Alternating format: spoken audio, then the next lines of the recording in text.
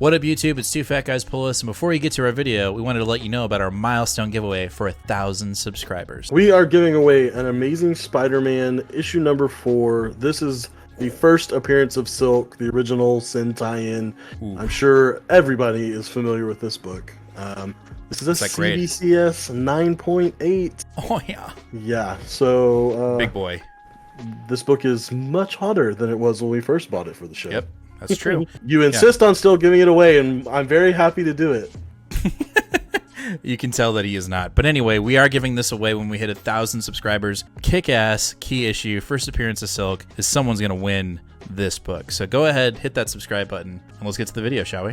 Hey, Nate, did you know, fun fact, Okay. pregnant women are the only true bodybuilders? It's facts.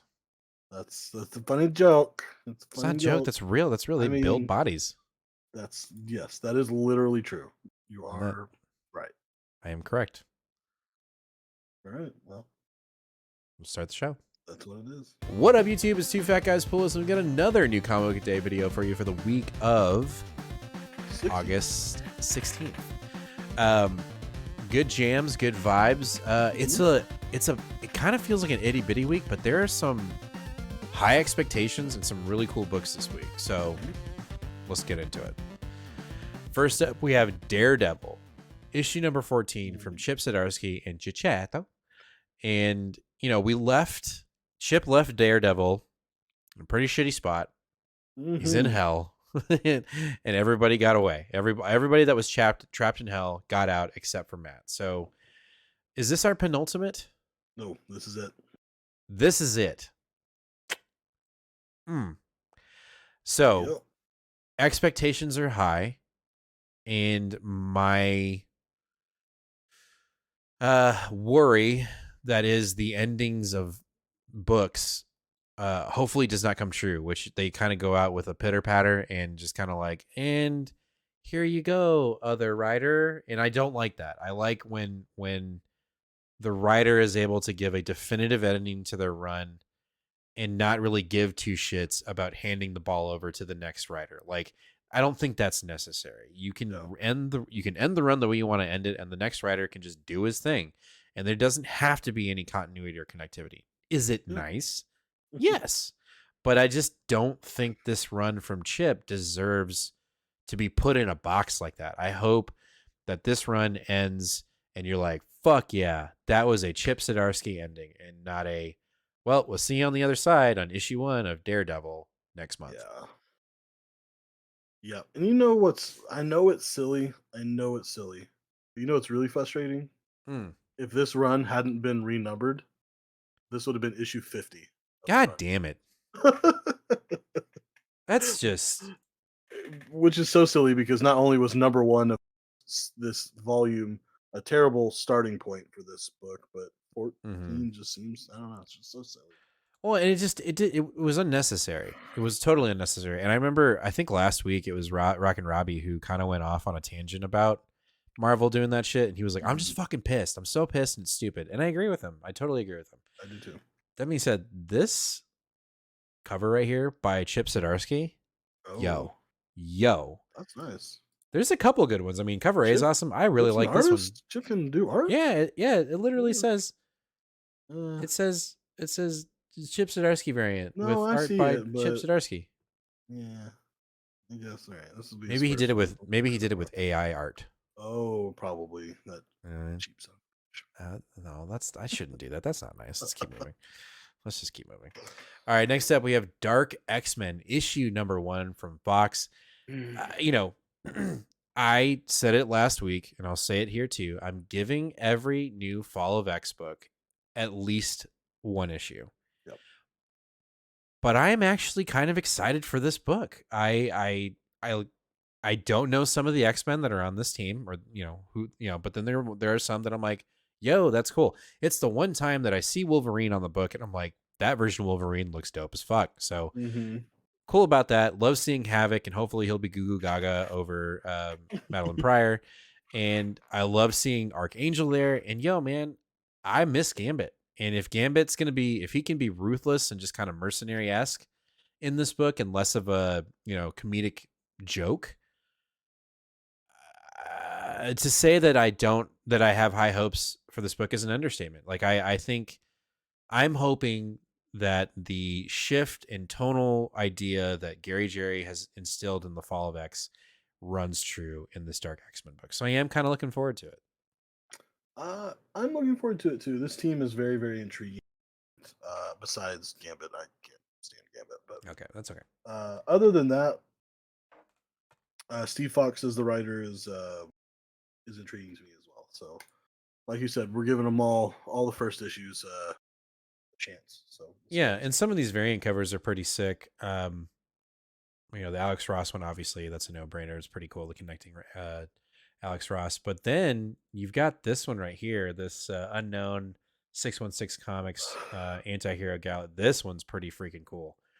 I kind of hope we get this one in the Brainy Comics exclusives that Ron shows up. That'd be kind of cool if he does that. So wait and see. Cross them fingers.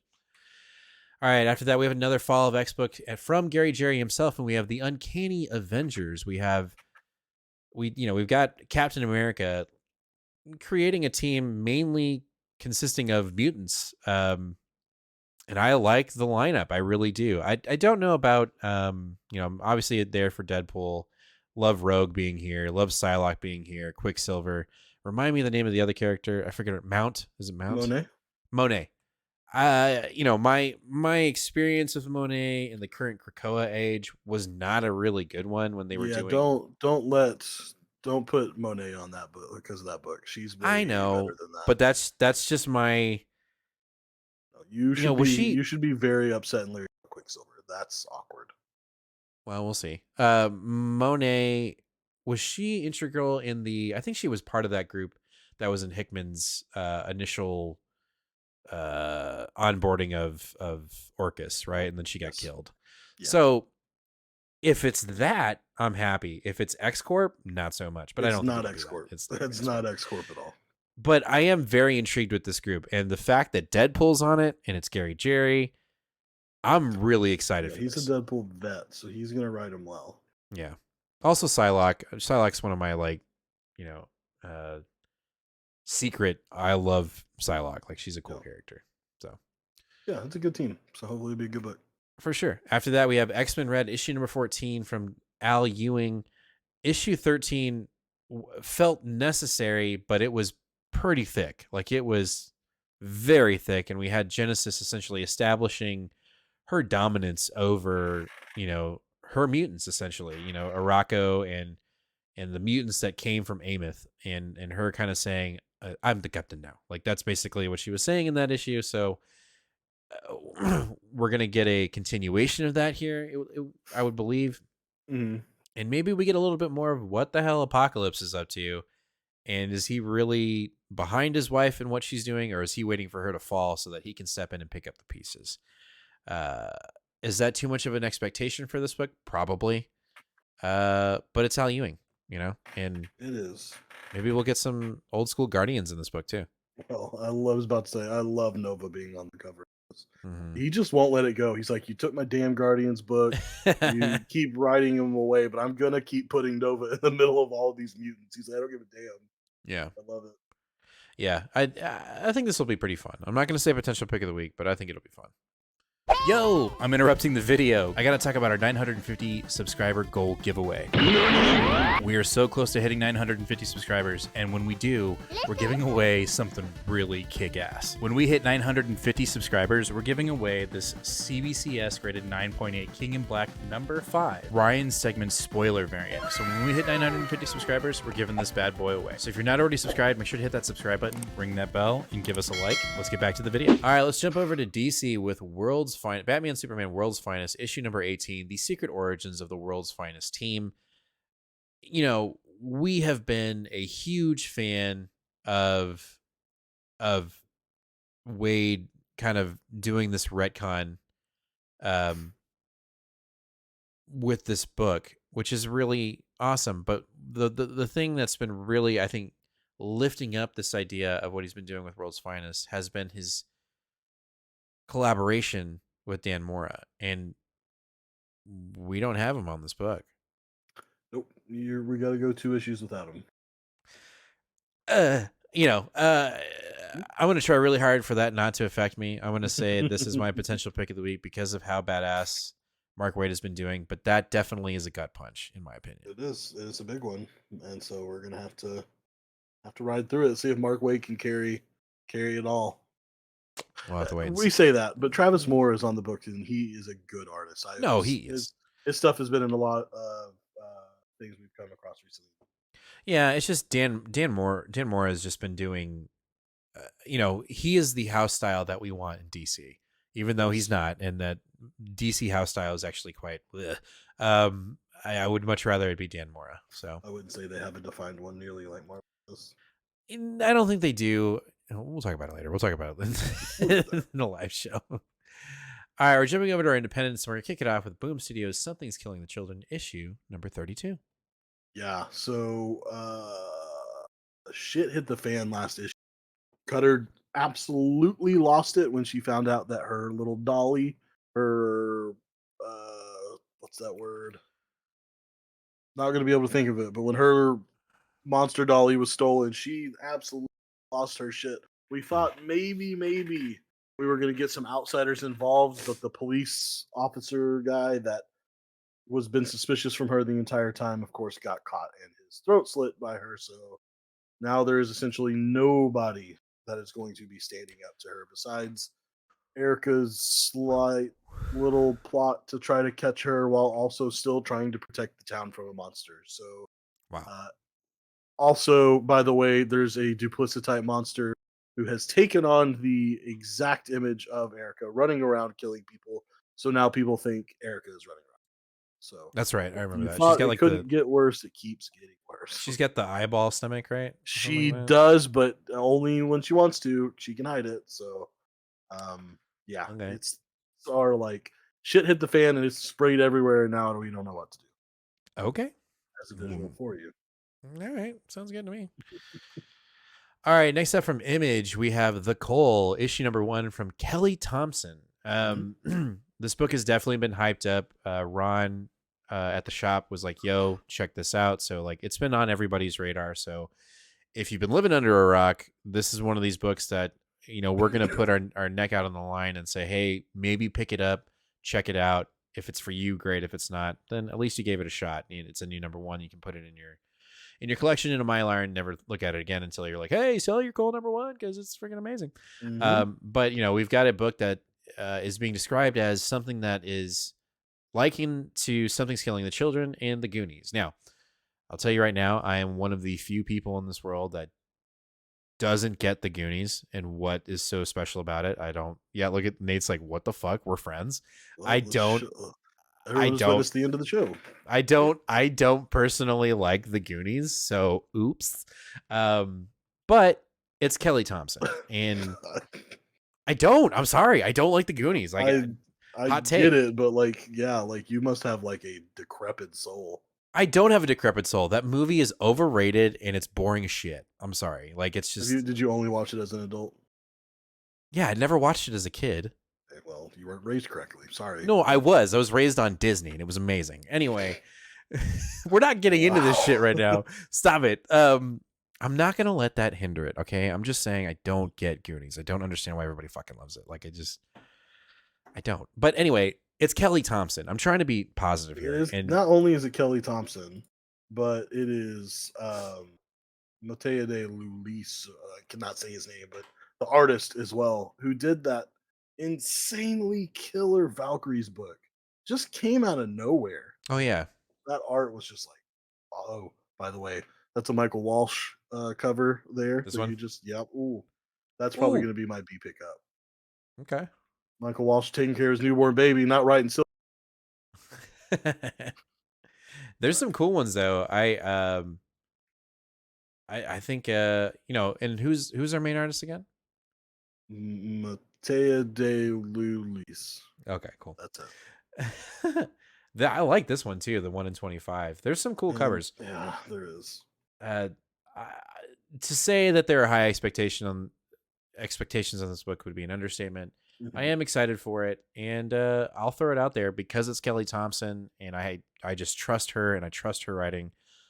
I'm going to say potential pick of the week, even with the book that's about to come up next. And that is Void Rivals, issue number 3 from Robert Kirkman. This has been, I want to say, the surprise for me of 2023. One of the surprises. I won't say the surprise, but it is if I had to put a top 5 surprises of 2023, it would be Void Rivals. And just because of the hype behind it, because of the way shops were told to buy in, and just having a little faith. And if you don't have a little faith in Kirkman, then what are you really doing in life to not understand that this was going to be a big deal? And it's been fun. Issue 2 was my pick of the week.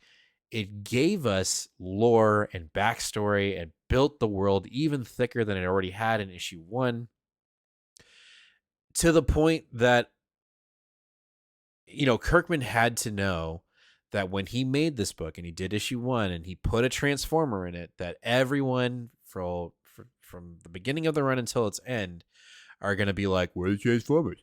Why aren't there any Transformers in issue 2? And why is there one in issue 3? And for me, that was a really big deal. And then I read issue 2 and I was like, I don't give a fuck that the Transformers aren't in it. This is fucking fun.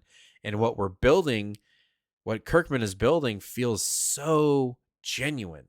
So again, if you are not reading Void Rivals, get out under from that rock. Go pick it up. If your LCS does not have Void Rivals, if they still refuse to not pick up Void Rivals, go to brainycomics.com and Ron will hook you up. Yep. He has them there. So excited. Potential pick of the week as well. Yeah, I would have never picked this up if it hadn't been for like the really good behind the scenes hype that they built on it, and then of course actually having a story that can follow up the hype. Yeah, I think that's, you know, and that's important, right? The story needs to be, that's one part of it, but the story needs to be good, and it's good, it's intriguing, and it's grabbing our attention for sure. So go check it out.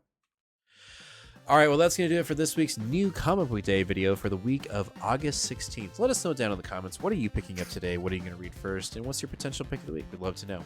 As always, make sure to hit that subscribe button, ring that bell, and give us a like. It'd be much appreciated, as we're trying to get to 950 subscribers, but we can't do it without your support. So please, please, please make sure that you're already subbed to our channel.